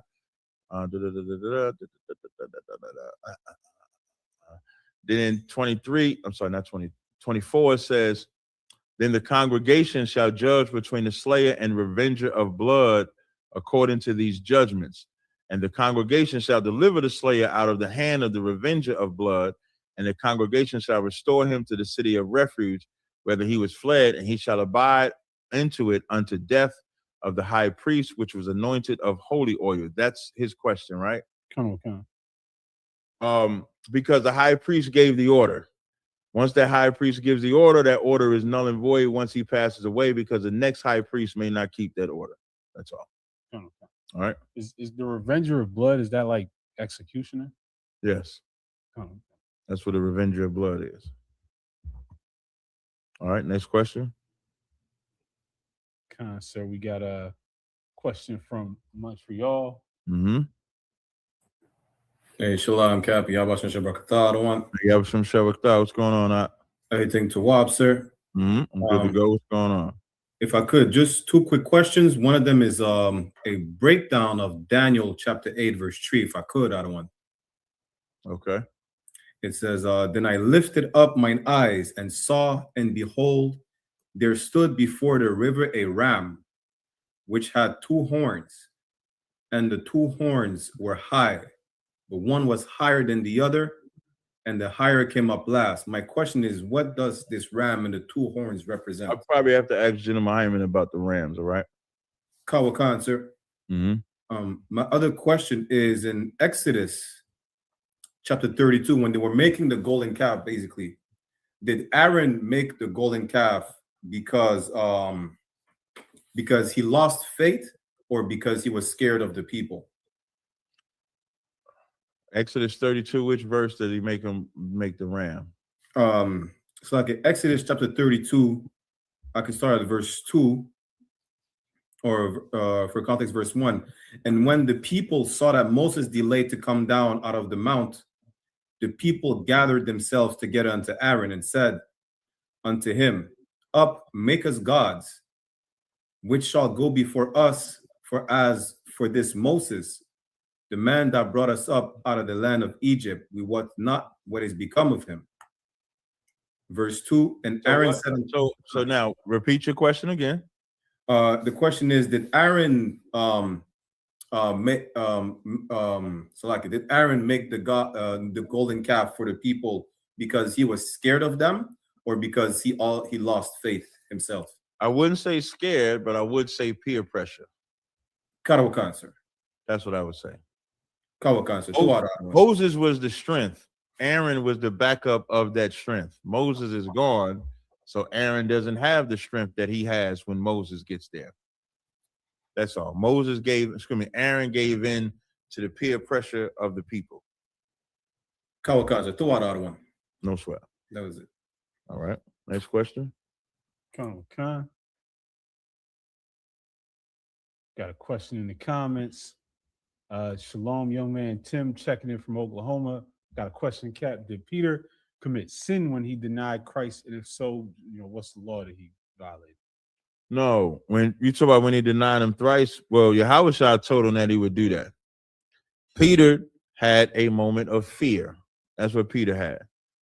Fear can make you say things that you wish you had not. So I wouldn't say that he sinned, because Peter was the rock. Peter still received the Holy Spirit, so I would not say that he sinned. I can't read where it said he sinned. We can read where Yahushua told him he would do it. And and that's the most important lesson. Like Peter, I think, give me where Peter said, he basically said, I'll die for you. And Christ said, before the cock crows, I think that's the exact phrase he said, before the cock crows, you would deny me 3 times. That's diabolical to know that. To tell that to somebody in Peter, because Peter was talking big time. Peter was a gangster with it. Peter was like, I'm gonna do this for you. I'm gonna do this. Matthew 20, you got it? I was gonna say which one, because it's in all 4 of them. Okay, Matthew 26 and 33. Okay. Mm-hmm. Matthew 26 and 33. Peter answered and said unto him, though all men shall be offended because of thee, yet will I never be offended. 34. Yahushua said unto him, verily I say unto thee, that this night before the cock crow, thou shalt deny me thrice. Read verse 35. Verse 35. Peter said unto him, though I should die with thee, yet will I not deny thee. Peter doubled down on it, even after Yahushua told him he was going to deny it. Peter doubled down on it. When you give an idle word, what does the Most High make you do? Stand on that idle word. Oh, you ain't going to deny me? Let's see. And there was a time where Peter said, when they went to Peter, let me see if this is it. Well, let's see if I can find where he denied him. Give me where he denied him. Where Peter denied Christ. Cut him to the core. It was rough. And y'all better make sure, man. Y'all better make sure y'all don't do this. Matthew 26 and verse 69. Read it. Now Peter sat without in the palace, and a damsel came unto him, saying, thou also was with Yahushua of Galilee. But he denied before them all, saying, I know not what thou sayest. Verse 71. And when he was gone out into the porch. You don't have to read it all. So, and these 3 times, he denied him. Read 75. 75. And Peter remembered the word of Yahushua, which said unto him, before the cock crow, thou shalt deny me thrice.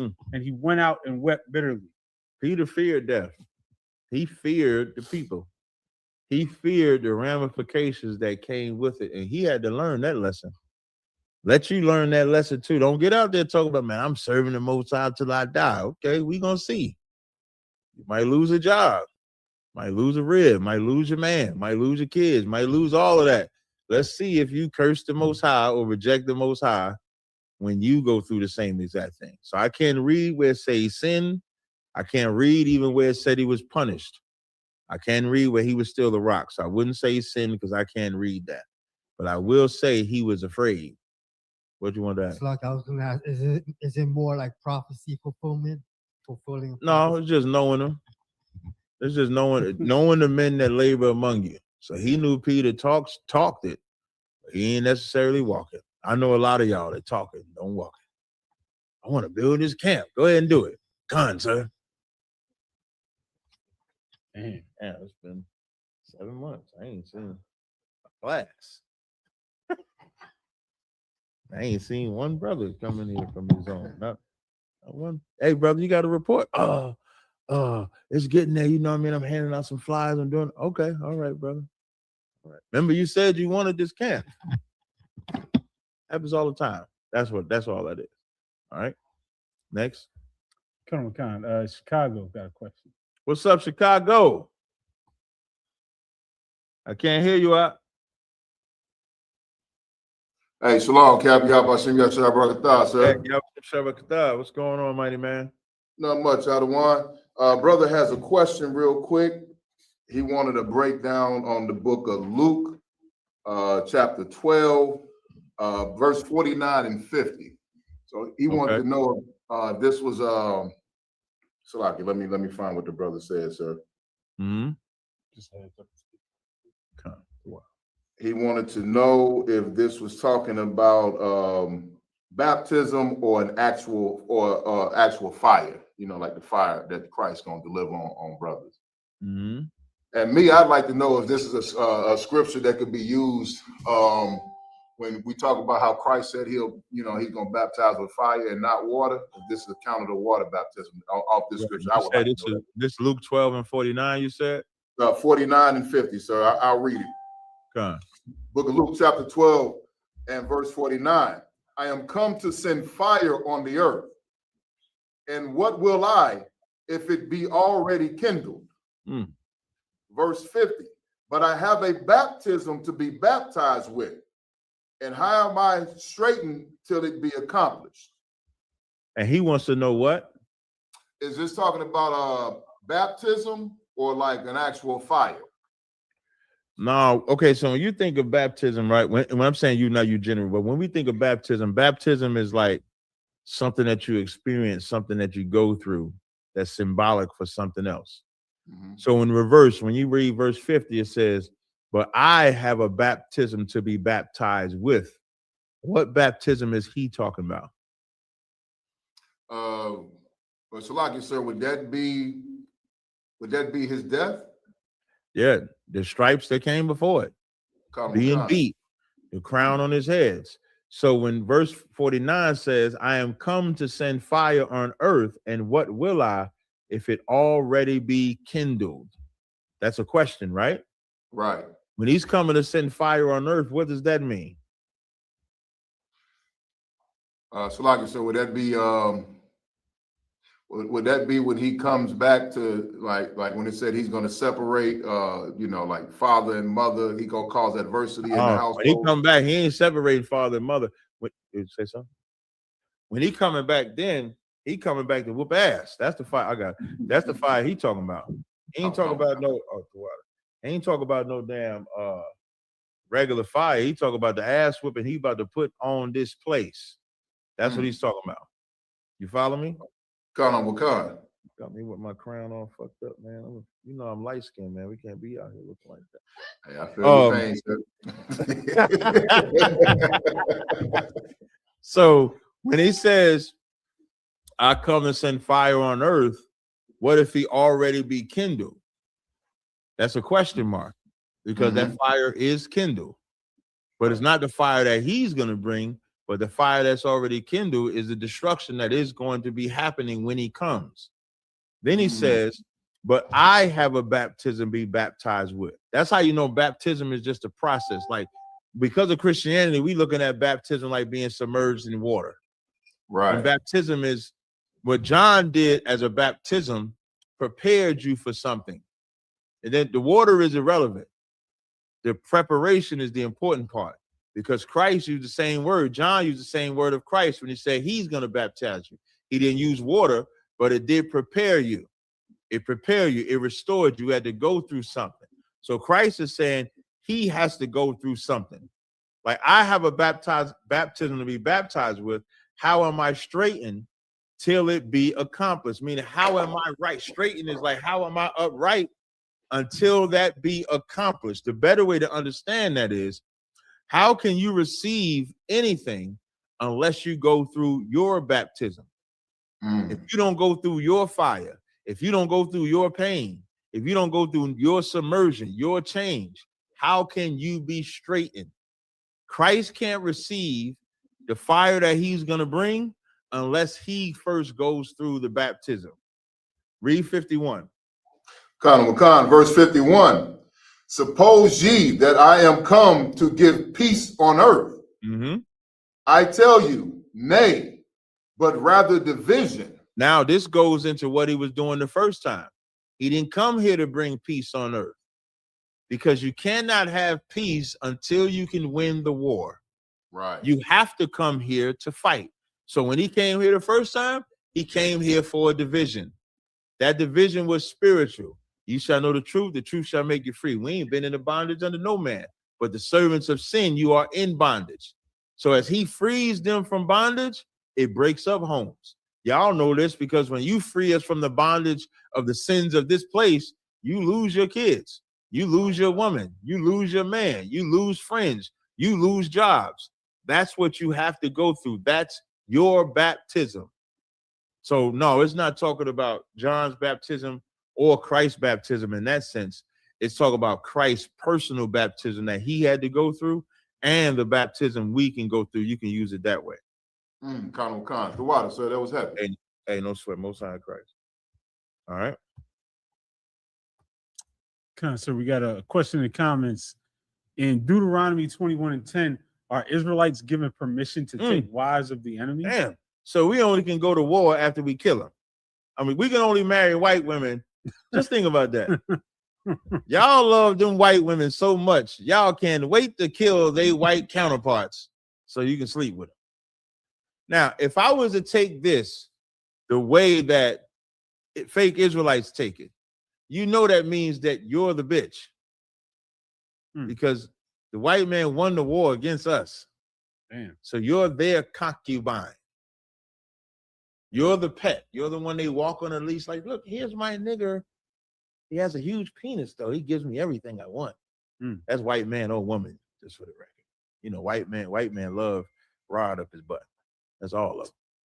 He loves it. Ask Chud the Builder. You know I be calling him Bob the Builder?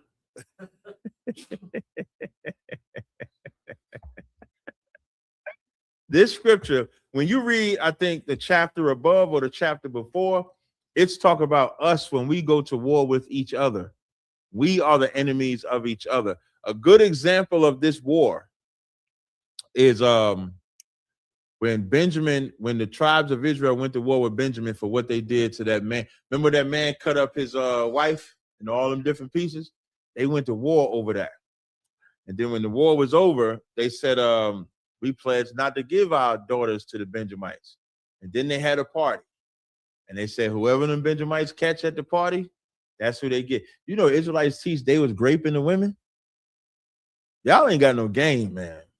I think y'all ain't never went, man. I'm about to catch all these hoes out here. That's how Shalayala used to say it. Like, I'm gonna catch all these. Right? So that's how I used to say, yeah, look, he doing like that. I'm about to catch all these hoes. I'm about to book these numbers. I'm about to book these women. That's all let's talk about. So no, Deuteronomy 21:10 is not talk about when we go to war with non-Israelites, because then that would go in conflict with regular law that's against sleeping with non-Israelites. So you cannot sleep with a white woman, Moabite, Ammonite. Just look at us today. When we say Israelites are Mexicans, who fights us? Black people. When we say Mexicans are our brothers, who fights us? Mexicans. We are enemies to each other. It's just that simple. All right. I'll take the next question. A sister asked a question. I guess this is a question on protocol. Said, Shalom, I recently joined ICBK. When can I have a new name? When you'll be consistent. Now, listen, I like your zeal, sis. Check back with me in 30 days. Let's see if you're consistent in 30 days. Let's see if you're taking them check-ins, getting told what to do, what not to do.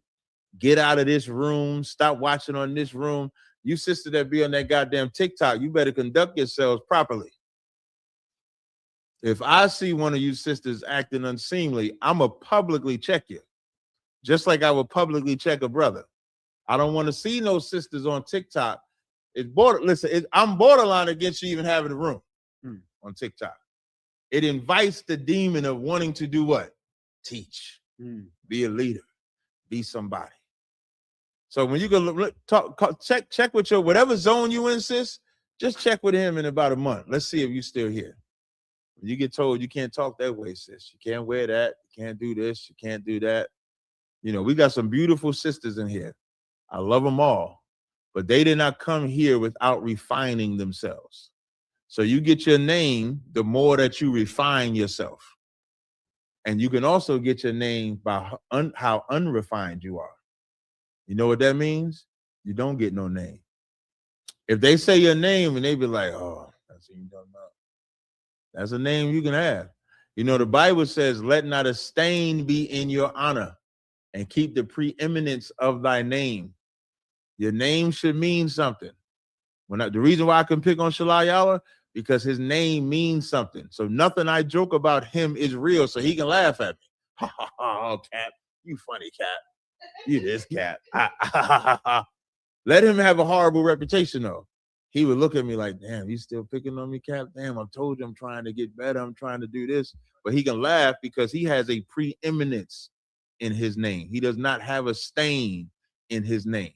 And you want that to matter. If you want a name in this school, you're going to have to keep the preeminence of your name. You're going to have to be a sister that carries every single order you're given. A brother, every single order you're given. If brothers can say Khan out of one Khan, then sisters should never complain. The minute a sister say, why I got to say Lord? Why I got to say sir? Why I got to say Adawan? Oh, she marked. Hey man, she might have to wait an extra couple of days. Are you gonna bring her into school? I'm not bringing her into school. She can't say Khan out of one. I'm sorry. She got to do that. We all do that. And let me tell you something else. When that job tell her she got to be at 9 o'clock, that bitch there at 8:55. That bitch say, yes, sir. How many records you need? I got it all printed out for you. I got the fries on time. I did this. I did that. Oh, she know how to work for the slave master. Women will love the damn job more than they love their man. So, sis, if you want your name, do the damn job. Follow the orders and do what you're supposed to do. That's how you get your name. I'll take the next one. Someone else dropped a quick question on name. Says, does your Adawan pick your name, the kids, and his own name? Yeah, so in some cases, that's really so. Because they're asking Adawan, I'm assuming she's married to a brother.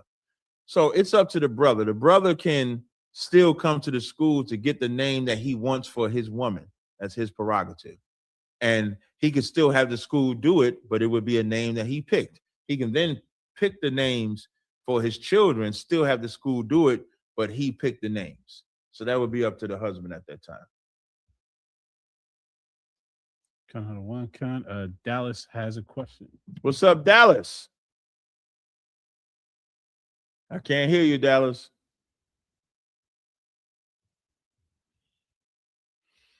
They'll get me right with Dallas. I'm about to come back to Dallas.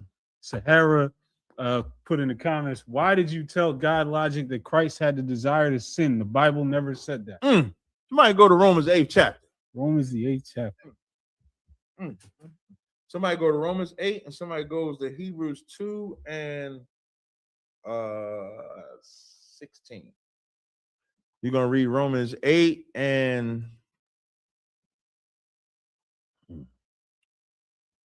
Romans 8 and you're going to go to 3. Romans 8 and 3. For what the law could not do, in that it was weak through the flesh, God sending his own son in the likeness of sinful flesh, and for sin, condemned sin in the flesh. Who knows what that means?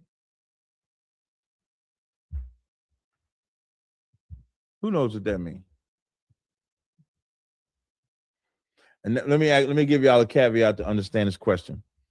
Y'all remember when Christ when Yahushua went to the Most High and asked for this cup to be passed from him, right? Did Christ want to drink the cup? And what was the cup? Death, right? If Christ doesn't do that, what happens? Sis? We don't get saved. The prophecy of God so loved the world, he sent his only begotten son. None of that gets fulfilled. Would that have been a sin? Whose desire or whose orders did Christ follow?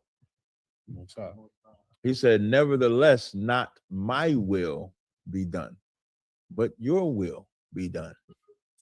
Even when Christ didn't want to do it, he obeyed. So when it says in the likeness of sinful flesh, you know what people think when they say sinful flesh? They think their body be talking. They never think their brain be talking. Sinful flesh is your brain talking. When it talk about flesh and spirit, flesh is what your brain wants. Spirit is what the Father's brain wants. Yahushua went 3 times to the Lord and asked for that cup to be passed. Knowing that, like, we prepare to die, you know, everybody prepare to die. But can you imagine knowing and having to walk into it, knowing when you have the ability not to? With all the power that the Most High gave Christ, he could have not done it. He could have not done it. Went to the Father 3 times, hoping there was something that he could have said to the Father, that there could have been another way. And when he realized there wasn't, he said, not my will. So if he says not my will, what is his will? His will is not to do it. So he had the desire to not go through with God's order, but yet he still obeyed. So in Romans 8:3, read that again. For what the law could not do, in that it was weak through the flesh. And what? In that it was weak through the flesh. In that it was weak through the flesh. Go ahead. God sending his own son in the likeness of sinful flesh, and for sin, condemned sin in the flesh. So how did Christ in what I just said, how did Christ condemn sin in the flesh? What did he do? He did not submit to his. He did not submit to his will. He submitted to the Father's will. That's how you condemn sin in the flesh. There's sins that you want to commit every day. And if it was not for your faith in the Most High and fear of the Most High, you do it. You condemn sin every day, just like Yahushua condemns sin every day. Now, it sounds strange to the world because they believe Jesus is God and he can't be touched with our infirmities. He can't be touched with what we feel. Somebody who got Hebrews 2:16? Hebrews chapter 2, verse 16. For verily he took not on him the nature of angels, but he took on him the seed of Abraham. He took on him to keep going. Verse 17. Wherefore in all things it behoved him to be made like unto his brethren. It behooved him to what? Be made like unto his brethren. It behooved him in all things, not some things, to be made just like us. Keep going. That he might be a merciful and faithful high priest in things pertaining to God. So that in order for him to be a merciful and faithful high priest, he had to be just like us. Keep going. To make reconciliation for the sins of the people. Keep going. Verse 18. For in that he himself hath suffered being tempted, he is able to. Now, what does that mean? He suffered being tempted. What does that mean? Who can give me what that means? Don't Christianize the shit either. Say it like you're talking to a nigga that need to understand this book. What does that mean? He suffered being tempted. Aisha. He really went through it and had to battle himself.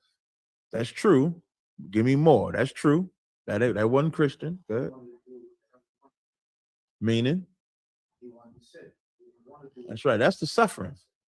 You got, when it says suffer being tempted, you got to go into that suffering. Y'all see that big tail walk past y'all? That's suffering.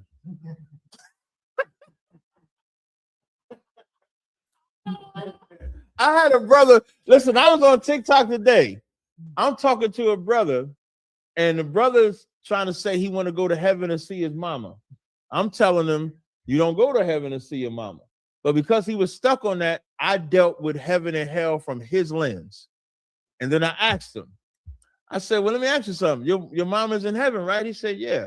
I said, you want to go to heaven, right? He said, yeah. I said, are you keeping the laws of God so you can go into heaven? He's like, I see that booty. I said, so now booty is stopping you from seeing your mama? Damn. So the booty is more important than your mama. Damn. Are you married? He said, yeah. I said, you can't have your wife just walk around all naked and you can see her booty all day. But you got to see this booty. So your mama ain't really that important. So he's not suffering. He's giving in. Suffering is seeing all the tail. Suffering that you cannot have it because it'll destroy you, and then sticking with the booty that's yours. That's suffering. Suffering is going to the Most High 3 times to ask not to go through it, and then going through it anyway, knowing that you're obeying the Father and not yourself. So when you put the question back on the screen, what's the dumbass question? Stupid Christian, poor Christian. When you find it, put it back on the screen. So when she asks, why do we say Christ did, I forget how she worded, something like Christ suffered it. Mm-hmm. We're reading it. Read where you at, Hebrews 2:18 again. Read that again. Hebrews 2 verse 18. For in that he himself had suffered being tempted. That's what the suffering is. You know what he said to his disciples? He said to his disciples, how long must I suffer you? Because they trying to cast out demons. They can't cast a demon out. They coming to him. He's like, damn, I got these niggas to work with. How long must I suffer thee? Christ suffered everything. He suffered not having the most intelligent brothers and built them up.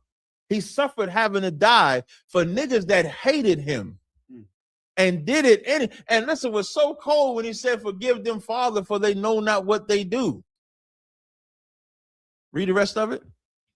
He is able to succor them that are tempted. That's right. So he had the ability to sin. That's what being born in sinful flesh means. Having the ability to disobey. We all have the ability to disobey, and we have the ability to obey. Which member are you going to yield to? Are you going to yield to your flesh? Or are you going to yield to your spirit? When I found out Christ had flesh like me, it was easy for me to yield to the spirit. You know when it was hard? When they told me Jesus was God. Because I'm not God. Superman can't tell me to fly around the fucking world. He got a damn cape on, got the red boots. White. You know what's crazy? Superman had to be black because the white man ain't got the sun for energy. Think about that. The white man and the sun is his power source. This shit would burn him up. You ever see white man in the sun and turning red and all that? But Superman can't tell me that. And for my whole life, Jesus was Superman. And so because he was Superman, and I'm just down here, not Clark Kent. Who's the news reporter? Jimmy Olsen? I'm Jimmy Olsen.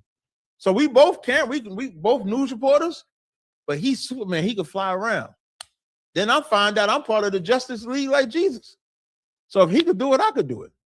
How much more power is that?